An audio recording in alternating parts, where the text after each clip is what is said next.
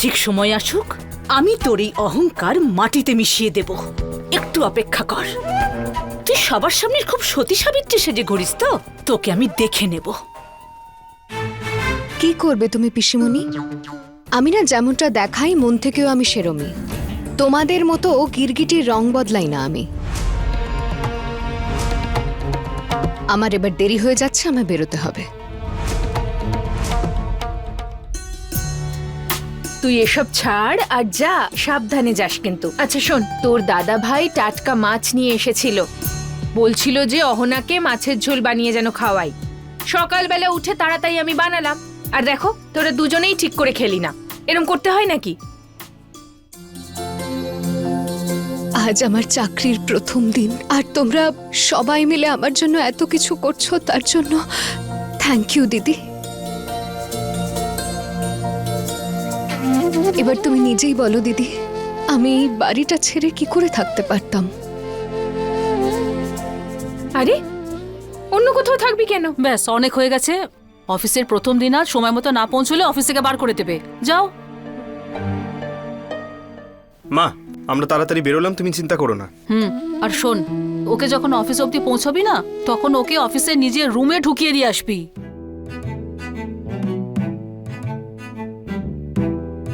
মা, অহনা কোনো নার্সারি স্কুলে পড়ে নাকি? হ্যাঁ, যে ওকে ওর রুম পর্যন্ত ছেড়ে আসবো? লোকে হাসবে আমাদের দেখে।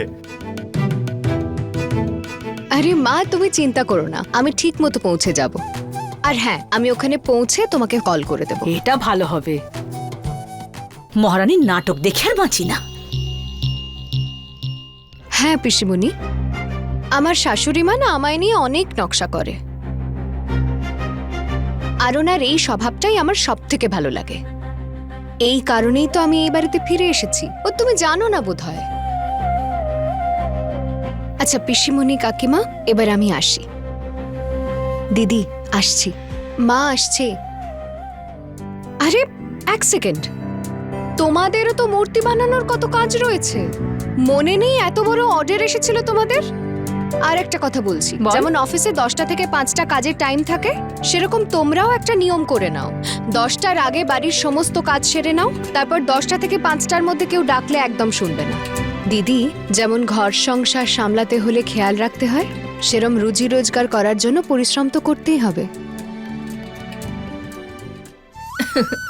কথাটা তুই একদম ঠিক বলেছিস।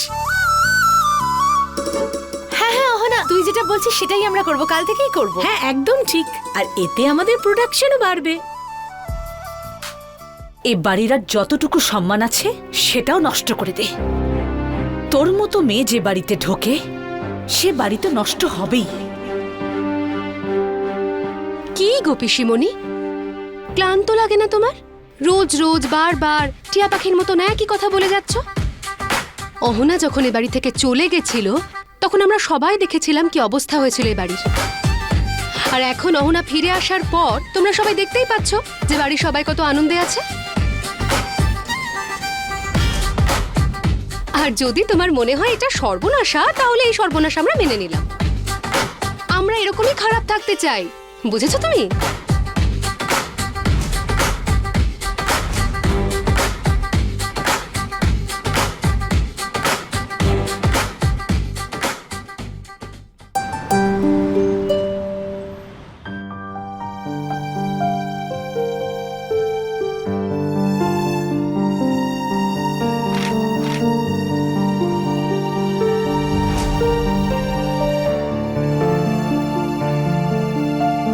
আপনি এখানে নতুন?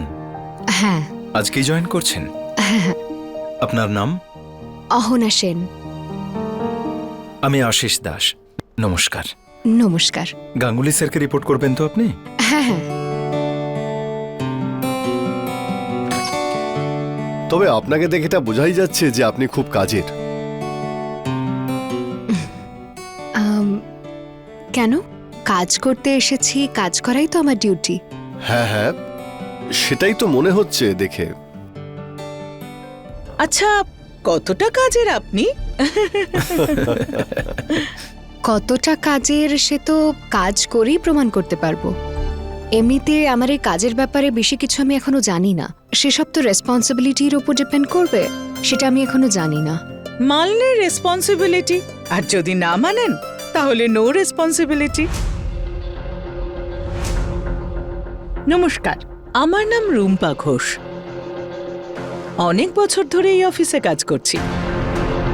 শুনলাম আপনি ফিনান্স ডিপার্টমেন্টে আছেন, আর স্বয়ং গাঙ্গুলি স্যারকে আপনার রিপোর্ট করতে হবে। ব্যাস একটা কথা মনে রাখবেন, আমাদের ইচ্ছে ছাড়া না একটাও ফাইল এখান থেকে ওখানে সরাতে পারবেন না।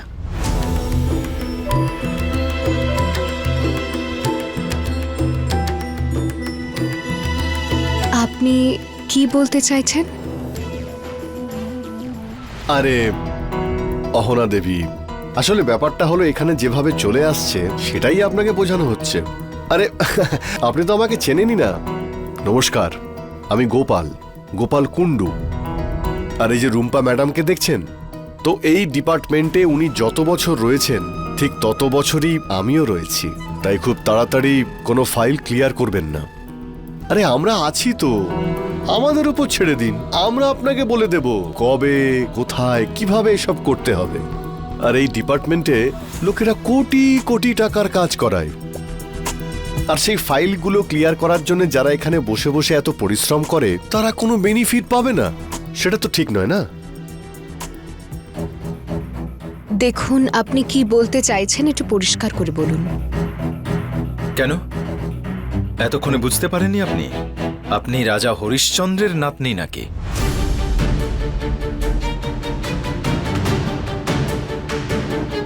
মানে আপনারা কাটমানির কথা বলছেন কি? এই তো এবার সব বুঝে গেছেন।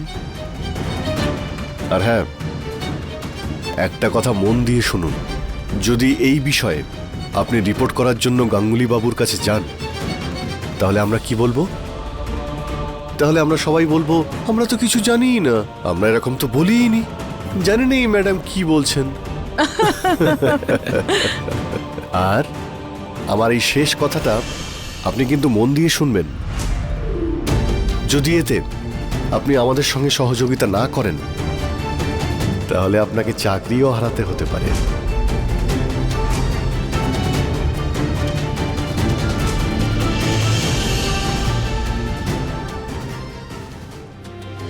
আমার না এভাবে ভয় দেখিয়ে ধমকে কোনো লাভ নেই, কারণ আমি আমার কাজ আমার মতোই করব। আর এই কাটমানি দিয়ে না আমার না নিজের জীবনযাপনের কোনো শখ আছে, আর না আছে প্রয়োজন। হ্যাঁ, যদি আপনারা কাটমানি ছাড়া কোনো কাজ করতে না পারেন, আপনাদের যদি অসুবিধে হয়, তো সেক্ষেত্রে না আমার কিচ্ছু করার নেই। আপাতত আমি নিজের কাজ নিয়ে অবগত নই, তাই দয়া করে আমার কাজে আপনারা ডিস্টার্ব করবেন না।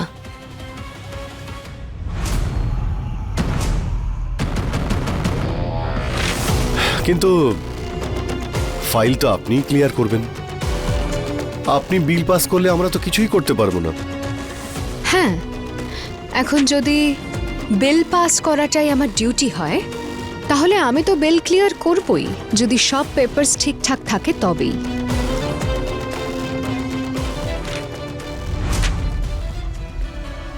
আচ্ছা, আমি আরেকটা কথা বলতে চাই। সিস্টেম না কোনো পাথরের রেখা নয়, একে তো আমরা মানুষরাই তৈরি করি, আর একে ভাঙাও যেতে পারে, তাই না? আই হোপ আমি নিজের স্ট্যান্ড পয়েন্টটা ক্লিয়ার করতে পেরেছি আপনাদের, রাইট? আপনি আমাদের চ্যালেঞ্জ করছেন? পাঙ্গা নিচ্ছি মানে? আপনি কি আপনার সততা দেখিয়ে স্যারকে ইমপ্রেস করতে চাইছেন? স্যারকে ইমপ্রেস করার জন্য আমাদের বিরুদ্ধে যেতে চাইছেন? এই স্যার না বেশি দিন টিকতে পারবেন না। এই যে নতুন স্যার এসেছেন, তিনি 2 মাস ধরে তাঁর সততার ঢাক পেটাচ্ছেন। উনি বেশি দিন টিকতে পারবেন না আমরা যদি সঙ্গ না দিই, আর আমাদের সঙ্গ ছাড়া এখানে টিকে থাকা মুশকিল। আর একা কেউ কি বা করবে?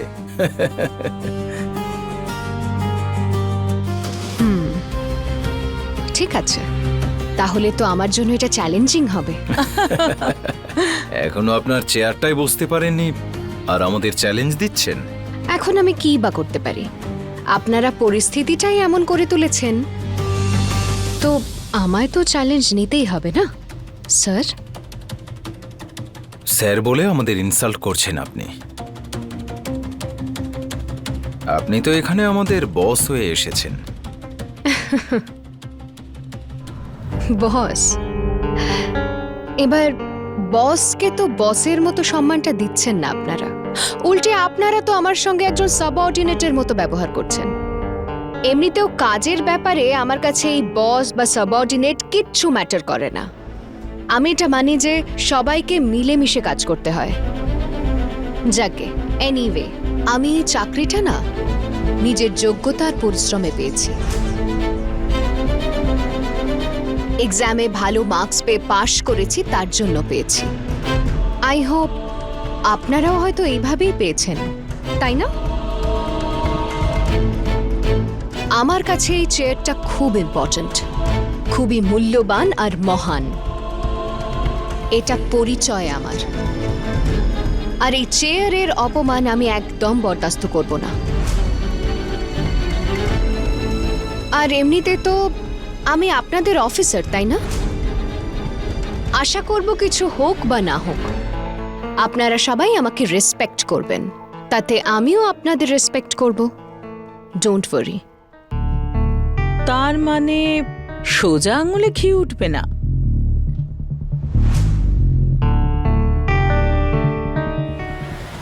এখন আপনি আঙুল সোজা রাখলে রাখুন, আঙুল বেঁকাতে হলে বেঁকান, বা যদি কেটে রাখতে হয় কেটে রাখুন, কিচ্ছু যায় আসে না। কিন্তু একটা কথা বলে দিই, এখন আর বেইমানির আঙুল দিয়ে ঘি উঠবে না।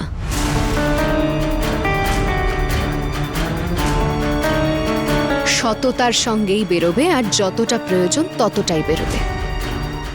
যাকগে, আপনারা সবাই আমার থেকে কি চান সেটা বলে দিন। ঠিক আছে, তাহলে আমরাও চ্যালেঞ্জ করলাম।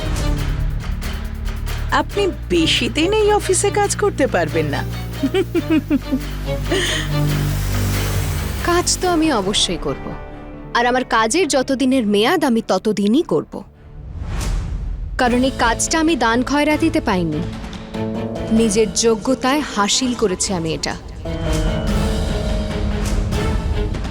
তাই এই চাকরিটাকে আমার থেকে কেউ অকারণে কেড়ে নিতে পারবে না। আমাদের সঙ্গ না দিলে আপনিও আমাদের সঙ্গ পাবেন না, মনে রাখবেন। দেখুন, আমি আশা করব যে আপনারা এমনটা করবেন না, কিন্তু তারপরেও যদি আপনারা এমন কিছু করেন তো একে আমি আমার ভাগ্য মনে করব। খারাপ লাগবে আমার, কিন্তু হার মেনে নেব না, ফাইট করব।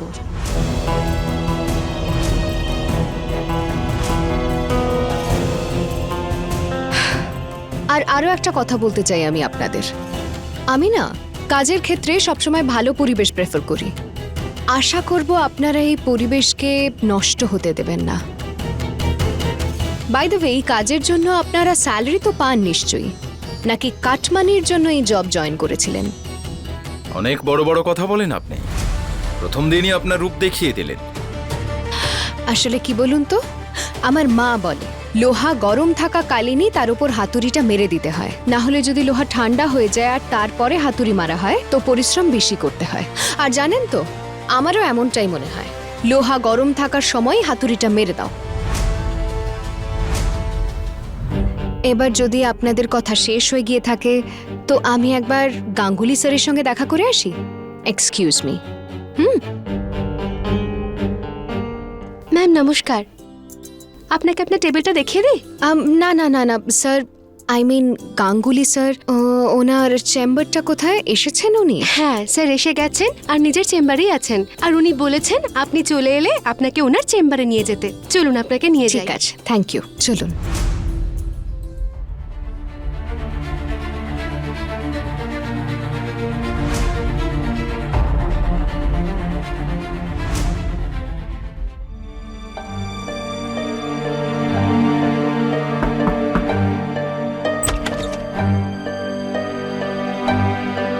মে আই কাম ইন স্যার? আমি একটু পরে কথা বলছি। Yes, Ahana Sen. Yes sir. Please বসুন। Thank you sir. আপনি যে ডিপার্টমেন্টে কাজ করতে চাইছেন সেই ডিপার্টমেন্টের ব্যাপারে আপনার কি একটু হলেও আইডিয়া আছে? হ্যাঁ স্যার, থিওরিটিক্যাল নলেজ আছে কিন্তু প্র্যাকটিক্যাল নলেজ নেই। সেটা আমি আপনার থেকে শিখে নেব স্যার। I am sure. দেখুন, সত্যি কথা বলতে আপনি অফিসে সেই ইনভলভমেন্ট পাবেন না, কিন্তু তারপরেও যদি আপনি কাজ করতে চান তাহলে আপনাকে কিছু জিনিস ইগনোর করতে হবে। একদম স্যার। আর অনেস্টলি আমি গুরুত্বও দিই না এসব ব্যাপারে। আপনি বরং আমায় আমার জব ডেসক্রিপশনটা বুঝিয়ে দিন। নিশ্চয়ই। দেখুন, এটা স্টেট সোশ্যাল ওয়েলফেয়ার ডিপার্টমেন্ট। এখানে অনেকগুলো টাকা ডিসপ্যাচ হয় আলাদা আলাদা খাতায়। অনেক এনজিও আসে নিজের প্রজেক্ট সাবমিট করতে, আর প্রজেক্ট অ্যাপ্রুভালের কাজ হয় এখানে। আর আজকে থেকে আপনি ওই কমিটিটাকে মনিটর করবেন। Okay sir. কিন্তু মনে রাখবেন, অ্যাপ্রুভালের টাইমে অনেক সমস্যা হতে পারে, আর কিছু লোক নিজের সুবিধার জন্য এখানে প্রজেক্ট অ্যাপ্রুভ করে দেয়। আপনি বুঝতে পারছেন তো আমি কি বলতে চাইছি? হ্যাঁ স্যার, একদম বুঝতে পারছি। আজ প্রথম দিনেই অনেক কিছু এক্সপিরিয়েন্স করেছি আমি। আপনার আজকে ফার্স্ট ডে, আর এত কিছু এক্সপিরিয়েন্স করে নিয়েছেন আপনি।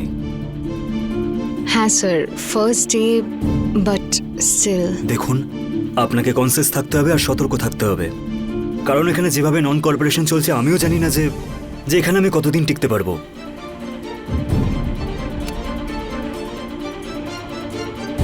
এখানে প্র্যাকটিক্যালি কোনো কাজ হয় না। এখানে কিছু বিশেষ লোকেদেরই সুযোগ করে দেয়। আর আমি শুনতেও পেয়েছি যে এখানে কাটমানির স্ক্যাম চালানো হচ্ছে, কিন্তু এই সব কিছুর পিছনে আসল মাস্টারমাইন্ড কে সেটা এখনো বুঝতে পারছি না, আর না বুঝতে পারবো। কিন্তু যদি আপনি সাপোর্ট করেন আর আপনি আমার সঙ্গ দেন, তাহলে আমরা দুজনে মিলে এই বেইমানি সিস্টেমটাকে ভাঙতে পারবো। আপনি একদম চিন্তা করবেন না স্যার, আপনি আমার ফুল সাপোর্ট পাবেন। আর তাছাড়া আপনি যেমনভাবে বলবেন আমি সেরমভাবেই কাজ করব। গ্রেট। Thank you sir.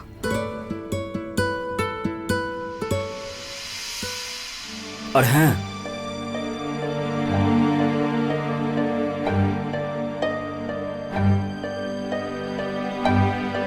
কাল থেকে আজ অব্দি যতগুলো প্রজেক্ট অ্যাপ্রুভ হয়েছে তাদের সাথে দেখা করে আপনি কথা বলে নিন, আর যেগুলো এখন অব্দি অ্যাপ্রুভ হয়নি সেটার জন্য কমিটিকে সঙ্গে নিয়ে মিটিং করুন।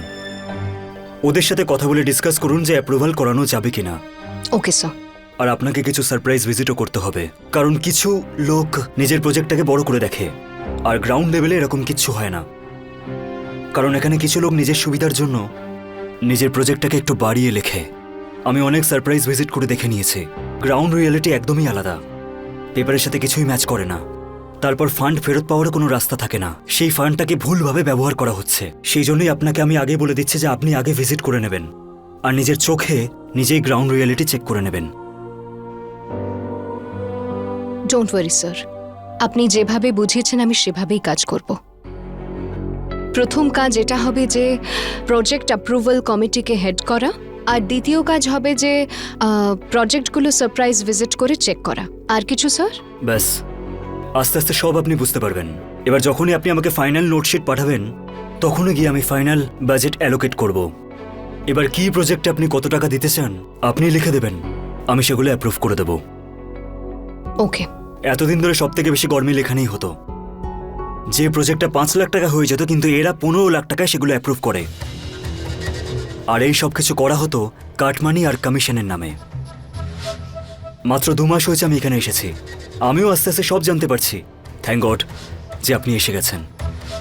ব্যাস, আশা রাখি যে আপনি ওদের টিমে নিজের নাম লেখাবেন না, নিউট্রাল থেকে কাজ করবেন।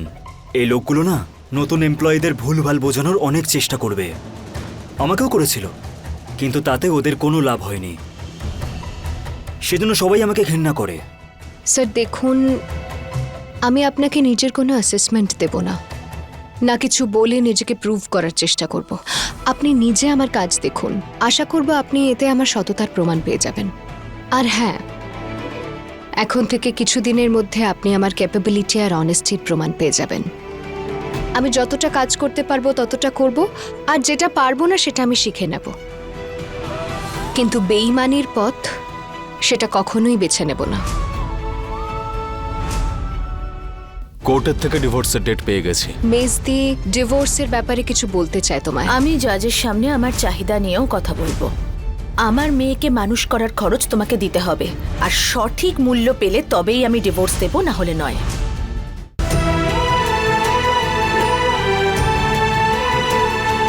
ব্যাস এইটুকুই যথেষ্ট। যদি এটাও সঠিক হয় তাহলে পরেও সব সঠিকই হবে। Thank you. আপনি প্রজেক্ট নিয়ে কথা বলা শুরু করুন। ঠিক আছে sir, thank you so much. By.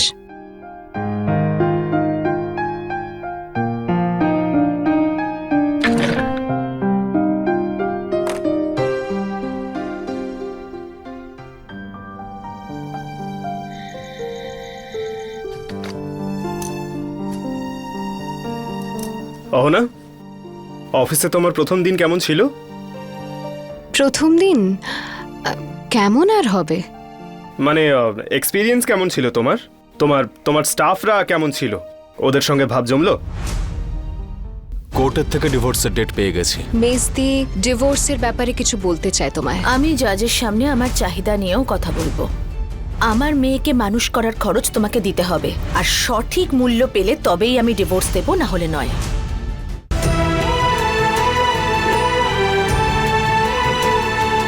আচ্ছা, অফিসারের সঙ্গে দেখা হয়েছে? আই মিন, যে তোমার বস অ্যাকচুয়ালি, ওর সঙ্গে দেখা হয়েছে? হ্যাঁ, কিন্তু ওনার থেকে না বেশি আশা করা যায় না ওখানে। সত্যি বলতে কি, আমার ওখানে কাজের পরিবেশ না খুব একটা ভালো নয়। আচ্ছা, তুমি কি করে বুঝে গেলে যে ওই মলটা ভালো নয়? এমন কি হয়েছে? আমার অফিসের যে স্টাফরা, তারা না ভীষণ বেইমান। তুমি জানো, ওরা তো আমায় আজকে প্রথম দিনেই জানিয়ে দিল যে আপনার এখানে বেশি কাজ করার কোনো দরকার নেই। এখানে নাকি সব কাটমানি, মানে হলো কমিশনে চলে। যেসব প্রজেক্টস অ্যাপ্রুভ হয় তার উপরেও কাটমানি। এবার ওই প্রজেক্টগুলোকে অ্যাপ্রুভ করার ডিপার্টমেন্টটা আমার, তাই আমায় ওরা জানিয়ে দিল যে বেশি সততা দেখানোর দরকার নেই, যা টাকা আসবে তা যেন ফিরিয়ে না দিই। মানে ইনডাইরেক্টলি পরিষ্কারভাবে আমায় কাজটা বুঝিয়ে দিল। যাই হোক, এই কমিশনের সিস্টেমটা না অত্যন্ত জঘন্য। আচ্ছা, তুমি কি ভাবলে বলো তো, কি করবে এই বিষয়?